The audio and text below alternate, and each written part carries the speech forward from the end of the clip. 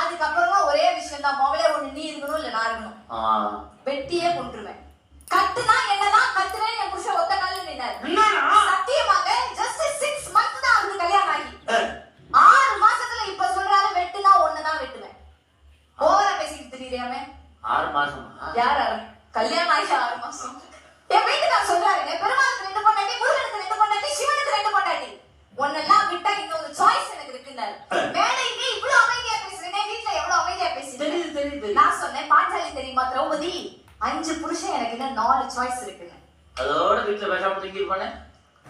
பேசக்கூடாதுங்க. எனக்கெல்லாம் என் மாமியார் மாமனாரை விட என் புருஷனுடைய மாமியார் மாமனார் தான் அவ்வளவு பிடிக்குங்க. குழப்பத்தை விட்டுட்டேன். மெட்ராஸ் வேலை நீ காட்டுற என்ன குழப்பம்? என்ன சொன்னா திருப்பி சொல்லு. எனக்கெல்லாம் என் மாமியார் மாமனாரை விட என் புருஷனுடைய மாமியார் மாமனார் தான் ரொம்ப பிடிக்கும். அப்போ உங்க அப்பா அத்தா பழக்கினாங்க பத்தியா? இவ்வளவு டெக்னிக்கா பேசுறதுக்கு பாருங்க. என் புருஷனோட மாமா மாமியா உங்க அப்பா அத்தா. நல்லா வீட்டுக்குள்ள போகும்போதே மாமியார் வீட்டுக்குள்ள ஒரு கொள்கையோட போனேன். அந்த வீட்டுல இழுத்தரைக்கு அம்மி இருக்க கூடாது, மாப்பிள்ளைக்கு மம்மி இருக்கவே கூடாதுன்னு நினைச்சு 6 மாசத்துல அம்மியை மட்டும் தான் கட் பண்ணியிருக்கேன். மம்மி என்ன எதுவும் பண்ணல. ஏன் பாவங்க, 85 வயசானாலும் 38,000 ரூபாய் பென்ஷன் வருதுங்க அந்த அம்மாவுக்கு.